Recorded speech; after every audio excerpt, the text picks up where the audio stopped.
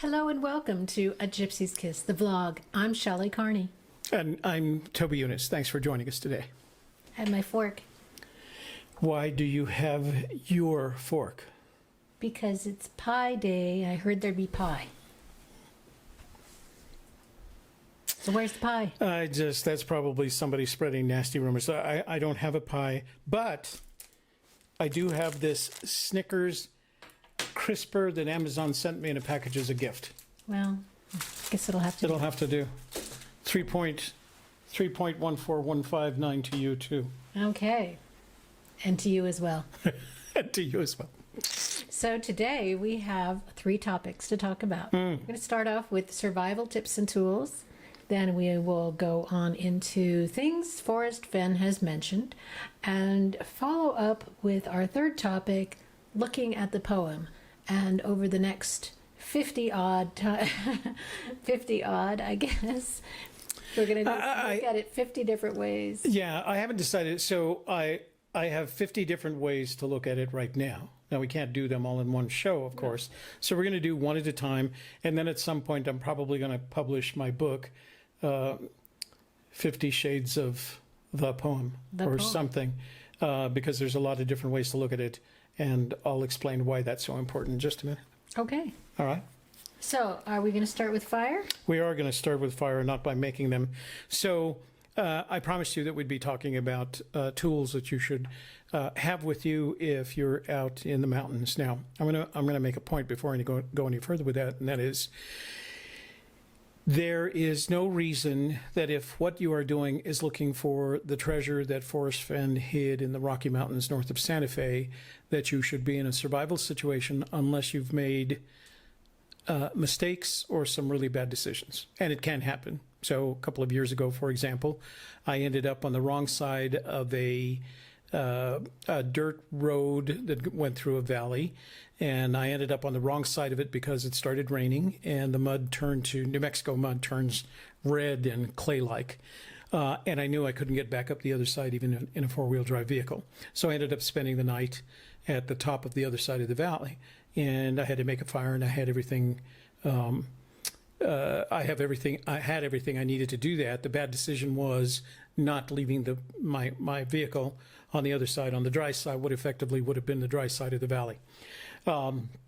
Because then all I would have had was a difficult climb as opposed to having to spend the night near the Chama River, which was actually an enjoyable night. So you should always be prepared for those situations. So there's the most obvious way, and that you see on TV all the time, is the bow and pintle way of making it. It's very primitive. You should know how to do it if you spend a lot of time in the woods, but if all you're doing is looking for forest treasure, you probably don't need to. What you should be taking with you at least is something like this. This is called a fire steel. This is one that I purchased at a gun show several years ago, over a decade ago, and I still have it.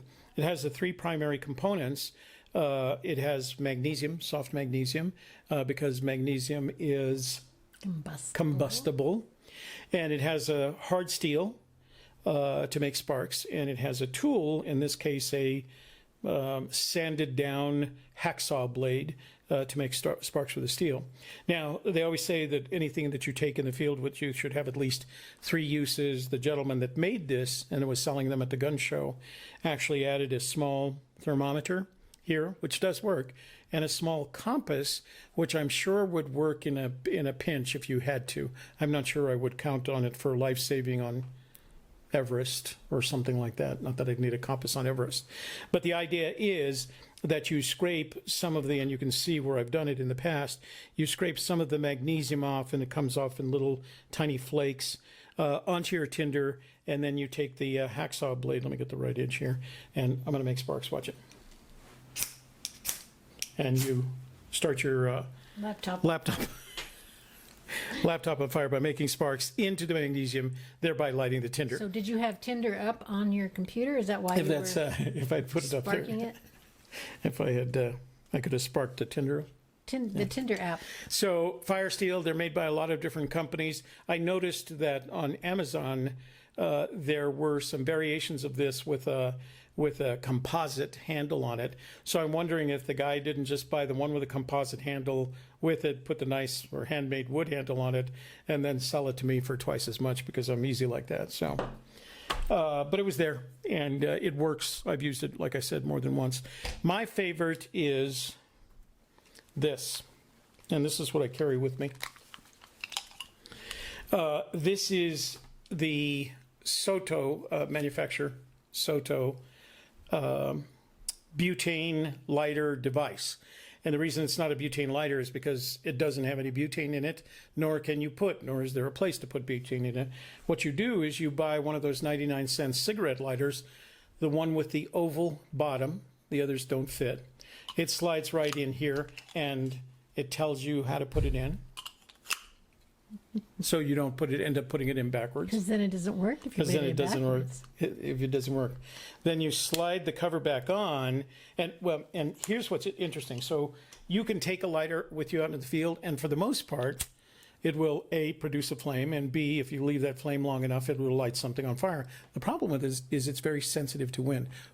So all it takes is it's almost like a match in that respect.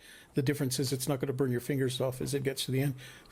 The nice thing about the Soto is that as I put it back in, put this on top, and you're not going to be able to see this because of the light. I'm going to just put it in front of the microphone so you can hear it. I don't know, can you see it?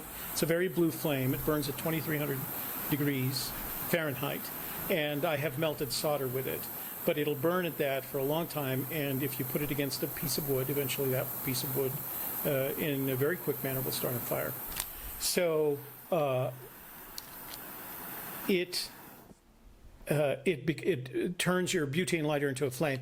I've had this particular lighter now for 3 seasons, and I've used it for everything from melting the ends of paracord to lighting my pack stove with it. And it's always in my kit. Now, the last thing that I'd recommend, because we're getting down in time, is something called Easy Flame. Easy Flame is a petroleum jelly-like substance. It's made from petroleum. And the nice thing about it is it saves you a bunch of time when you're trying to make a fire. And the reason is you don't have to collect tinder, make a fire feather stick. You don't have to collect small branches, twigs. You don't have to collect your 3 layers of fuel. All you need to do is find a log that's 6 or 7 inches in diameter, cut it up on the ends, quarter it, and start stacking it so that it can oxygenate easily. Then you put this on top of it, not under it. You put it right on top. You light the corners, preferably 2 of them, and as it heats itself up, the petroleum jelly starts melting and kind of flowing downwards into the logs that you've laid underneath it, and it then starts that on fire. So the reason it's nice to have along is because it's literally the fastest way you can make a fire out without having to do all the other stuff. So if you have these 2 pieces with you, see they make a very small package, these 2 pieces with you, don't buy it on Amazon. For some reason, the other Amazon is selling these. The vendors on Amazon are selling these for $65. REI Co-op has it for about $20. So that's where you want to get it. And it's a really good investment. It'll last you a lifetime. And then and there are options. There are other companies that make this kind of thing. This is my favorite because it works. And then this sells for about $1.25 a pack. You can buy them in 5 packs, 10 packs. I've seen as many as 80 packs. So and the more you buy, of course, the cheaper they get. You don't need 80 packs. Unless you're going out every night and you don't like starting your own fire, or you don't like making your own fire. So, fire. So now we covered water and fire. There's a magical way to make fire, What's the magical way to make fire? You take your 9-volt battery. Right out of your audio adapter. If you happen to have a 9-volt battery. And then some steel wool that you brought to scrub your pots with. Yeah. And you put them together. And what happens? Magically, they make fire. magically. Magically, yeah.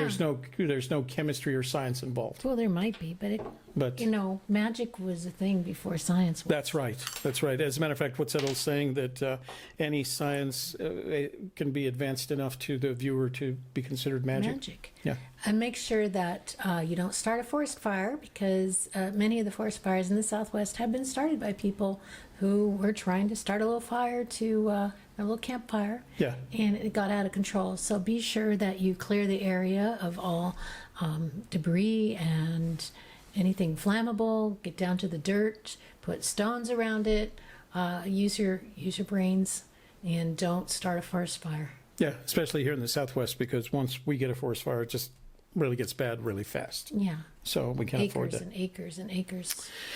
So let's go in and talk to you about Russell Osborne for just a minute. Yeah. Or Osborne Russell. I keep calling him Russell. You got a picture of him? I do. There he is. So this is Osborne Russell's book, A Journal of a Trapper. 9 years in the Rocky Mountains from 1834 to 1843. Fenn mentions it in The Thrill of the Chase on what I call Chapter 14, Looking for Lewis and Clark. He talks about it at the end, but then, I'm sorry, at the beginning, but at the end he has one of those things that I think he refers to as a aberration. And it's on not quite the last chapter, not the last. It's over here on the last page of the chapter.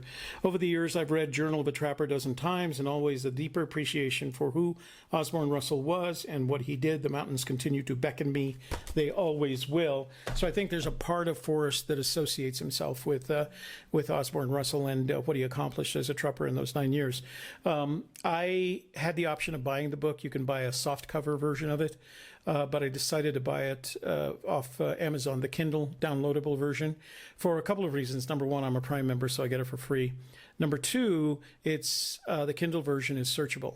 So you can take the book and do a search on, say, the word Madison or the phrase Madison River, and you will find all the references to it. And if you do that, what you're going to find is all the references will be familiar to you, in that there's a lot of the area that was covered by Osborne Russell that was covered in The Thrill of the Chase, is descriptions of where Forrest had spent some of his youth.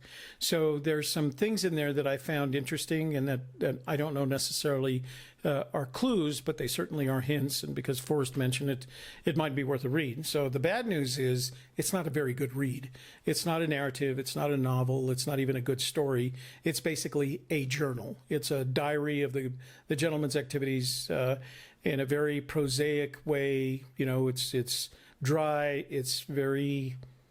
Well, farmers of the day, they would were reporting it. Just basically reporting what happened right. that day. They were reporting what happened to them on the day, and it's the reporting of a person who's on the frontier at a time where the frontier was rough and tough and filled with dangers. And but it is interesting reading, if nothing else, because it gives you a sense of what Forrest would like to have experienced in his life.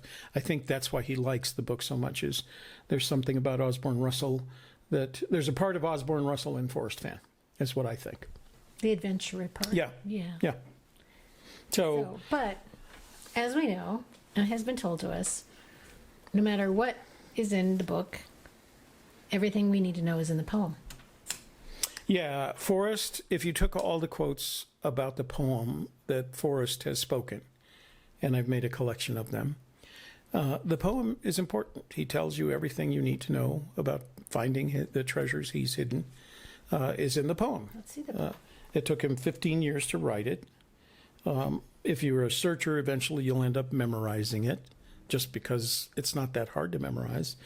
Its format is based on the Henley poem Invictus and a little bit of Lewis Carroll in Alice in Wonderland, the 4-sentence stanzas with the A-B rhyming. And in Invictus' case, and we'll talk about how it compares actually we're going to talk about that in the next episode, how it compares to Invictus. But what I did in this case is Forrest says there are 9 clues in the poem. I don't know that I have a quote where Forrest actually says there are also 9 sentences in the poem. But if you break the poem down and get away from the rhyming John Henley format, you'll discover that there are 9 complete sentences in the poem. And so I started thinking to myself, if there's 9 clues, is there a chance at all that each of the sentences has its own clue? So I've broken it down. So in our first chapter of breaking down the poem, what we're going to provide you is the poem broken down by sentences rather than by stanzas and rhyme and rhythm. And I've also counted things. So in the poem, there are 166 words, there are 187 syllables, and there are 601 characters. And what I've done is broken all of that down by the numbers in each of the sentences. And the things that I found interesting were pretty much towards the end here, where I discovered that each of the last 4 sentences, although some of the others have something similar, the last 4 sentences each have 16 syllables, and that 3 of the sentences have 47 characters. I don't know if that has meaning or not. In one case, the 47 is within the range of longitude and latitude in which we've described as the search area, so maybe there's something there. But I'm going to give you the opportunity to analyze it yourself. This will be the first of 50 Shades of Poem that we'll publish either online or in a book form. And I will add a link to a downloadable version of this copy that you can have and do with what you want. So we'll put that on all the places that you'll see this video, including Facebook, Vimeo, and YouTube, and a Gypsy's Kiss. Okay? Okay. So you want to tell people where we can find us? Here we are at gypsieskiss.com, which is Toby's original blog. Yeah, blog. Well, we have added the video portion to the blog, so everything's there from 2013 on. From when I started writing in 2013, and some of my articles about what I thought about the search at that point before we decided to use this video. So it's a form. great place to go to look back history and also to interact with other searchers and Toby as well. And then? This is our Vimeo site where you can find all of our videos, including any that have Forrest in them that we've done. Vimeo.com/agypsieskiss. And our Facebook page, facebook.com/agypsieskiss. And it's a great place to go as well for interaction. And what we're looking for is interaction. And then, oh, did I do that twice? Mm-hmm. Oh, shucks. You know what I did? I was going to put the one up there with vimeo.com/on-demand/Forrest Fenn at Moby Dickens, which is my video of the interview at Moby Dickens that Forrest Fenn did, that I would call seminal in the sense that it's an important marker point along the way. So it's on demand. You'll have to pay for it. You get a bunch of bonuses. You'll get a full transcript of the presentation. You will also be able to see his video at Collected Works Bookstore, and you will get my notes on both of those videos. So it's an easy way to catch up on what Forrest has said about a lot of different things. Mm-hmm. So that's all I got. Okay, so what's coming up for next week? Oh, I do have one other thing. Mm-hmm. So we're starting to get emails from people who are offering us solutions to the treasure hunt. And I think what we've decided to do is we're going to take some of those solutions, and Shelley and I are going to take off and explore those solutions, and we're going to be adding those to our vlog. And I have 1 minute left, so. And so Vimeo.com is where you'll find all of our videos. That's where they'll be housed, and including the solution videos that we're planning to put together in the future. That's right. So next week we're going to talk about? Next week we're going to talk about knives. Okay. And we're going to have another episode of the 50 Shades of Poem. Mm-hmm. And I haven't decided what the middle section is yet. All right. Surprise. So it'll be a surprise. Yeah. Well, thank you so much for tuning in to A Gypsy's Kiss, the vlog. I'm Shelley Carney. And I'm Toby Eunice. Thanks for joining us this week. We look forward to seeing you in the future.